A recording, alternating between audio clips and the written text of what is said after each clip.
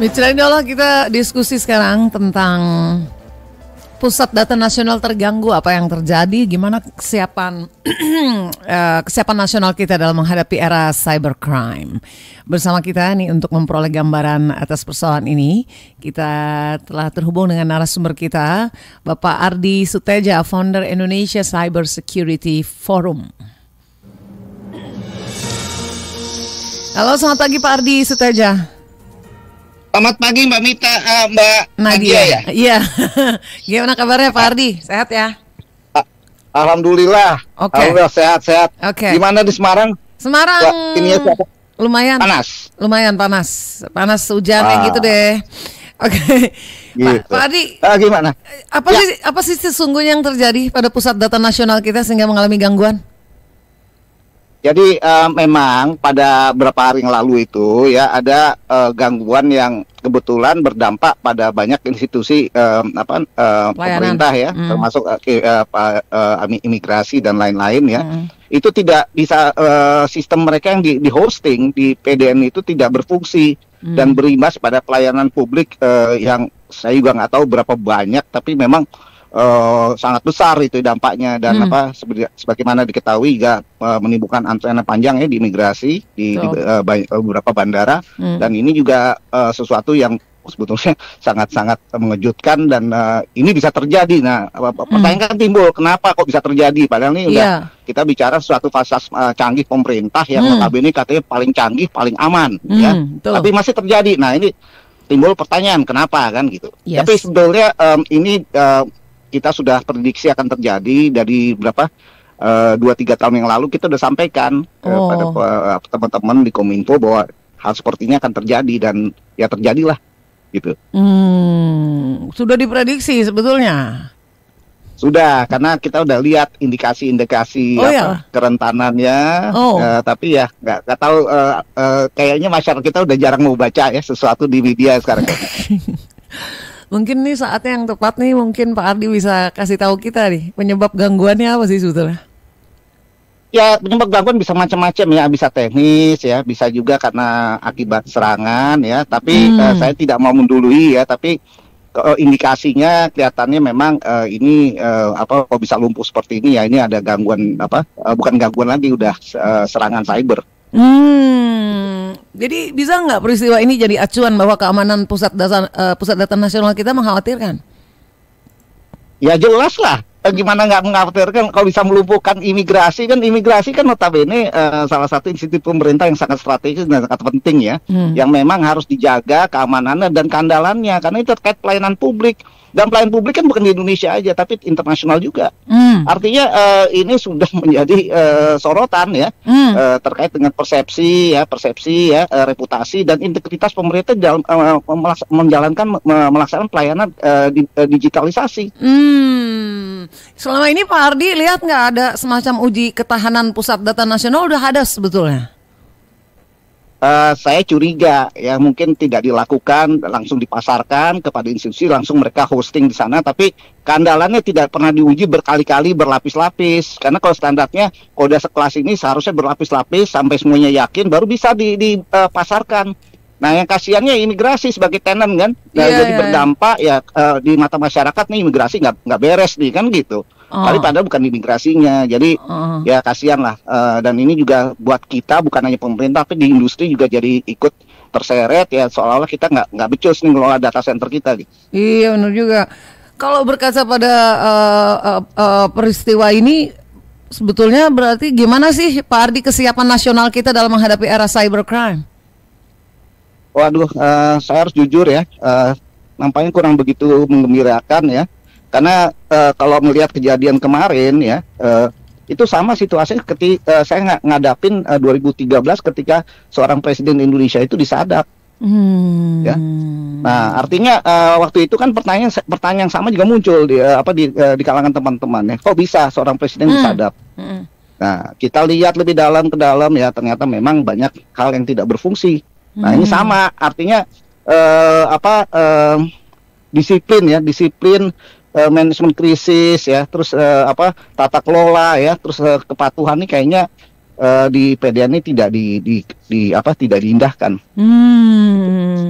Kalau persoalan soal data nasional kita nggak diurus seperti ini, dampak buruknya apa Pak Ardi biar masyarakat luas paham?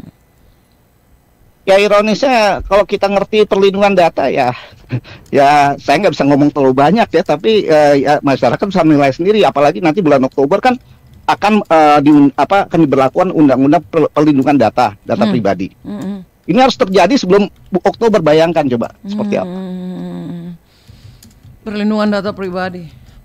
Berarti gimana bisa dilindungi data pribadi jika kayak begini maksudnya ya? Ya, silakan masyarakat menilai, tapi kok kami kan di industri keamanan cyber sangat khawatir, dan kita boleh katakan ini sudah suatu bencana nasional yang sudah membahayakan keamanan nasional karena sudah menyerang institusi strategis nasional. Oh, salah satunya imigrasi. Oke. Kan atas insiden itu Kementerian Komunikasi dan Informatika udah masih melakukan investigasi. Kalau menurut Pak Ardi, ya investigasi kan investigasi kayak kejadian seperti ini kan nggak bisa dilakukan cepat. Ya harus menyeluruh, mendalam, ya harus ada forensik ke dalamnya, dan harus melibatkan banyak disiplin keahlian. Gitu, dan hasilnya tidak akan mungkin keluar ke publik disampaikan ya. Paling nanti urusannya sama seperti dulu PLN kena gangguan, dicari alasan ponsengon gitu ya. Tapi kan ponsengon nggak bisa dipakai lagi kode KPDN kayak gini. Iya, Wah, ini lama berlangsungnya investigasi, ya nggak cuma sifatnya sehari 2 hari ya. Terus selain investigasi harusnya hal krusial apa lagi yang mesti dilakukan Kominfo nih, Pak Ardi? Ya sebetulnya berkaca pada insiden tahun lalu pada sebuah bank ya, bank pemerintah, seharusnya kita udah mulai waspada, tapi nampaknya tidak dijadikan ya pelajaran ya. Padahal sudah bertubi-tubi banyak persoalan di dunia, bukan di Indonesia ya, di luar negeri, tapi nampaknya kewaspadaan kita ini kurang gitu ya, dan pemahaman kita kurang. Ya apalagi juga mungkin ya ada faktor masalah leadership yang tidak paham ya, sehingga ke bawahnya juga tidak ada disiplin, ya tidak ada perhatian ya. Ini tentunya nih kita harus lihat juga menyeluruh ya, nggak bisa kita salahkan orang teknis, kita nyaran teknologi, tapi kita lihat bagaimana postur pemimpinannya. Paham nggak konstelasi ancamannya? Kalau udah kayak gini kan udah nggak main-main. Masalah leadership masuk di sana. Emang tantangan kita apa sih sebetulnya kalau pengen punya sistem pusat data nasional yang handal dan dapat diandalkan? Sadar diri. Ya. Tidak ada teknologi yang dibuat di Indonesia. Semua teknologi yang kita pakai, termasuk yang ada di genggam tangan kita, itu adalah buatan pihak ketiga dan buatan pihak lain. Tidak ada ciptaan bangsa Indonesia, dan kita harus jujur ya, sadar diri, kita cuma konsumen. Emang kita belum mampu membuatnya sendiri. Udah lewat masanya, kenapa? Banyak kesempatan emas itu kita lewatkan ya. Tahun 34 kita lewat lagi itu. Kita padahal udah main streaming tahun 34. 76 kita negara ketiga di dunia yang mengoperasikan satelit komersial setelah Amerika dan Kanada. Sekarang 2024 konsumen. Iya. Berarti kalau ini nggak segera diatasi, apa yang akan terjadi buat kita nih, Pak Ardi? Ya akan mengerosi kepercayaan publik ya, kepercayaan publik terhadap reputasi pemerintah dan integritas pemerintah ke depan di dalam mengelola data-data kemasyarakatan ya, data-data pribadi ya yang mereka keluar, karena sebagian hampir mayoritas data pribadi kan dikeluarkan institusi pemerintah. Gitu. Jadi ini jadi ya ke depan ini menjadi tawaran besar buat pemerintah, dan kami di swasta bukannya kita cuma pandai mengkritik, tapi kami juga bersiap ya, kami siap untuk membantu kalau memang diminta. Tapi selama ini kan kita istilahnya kita di pinggir lapangan aja, di penonton gitu.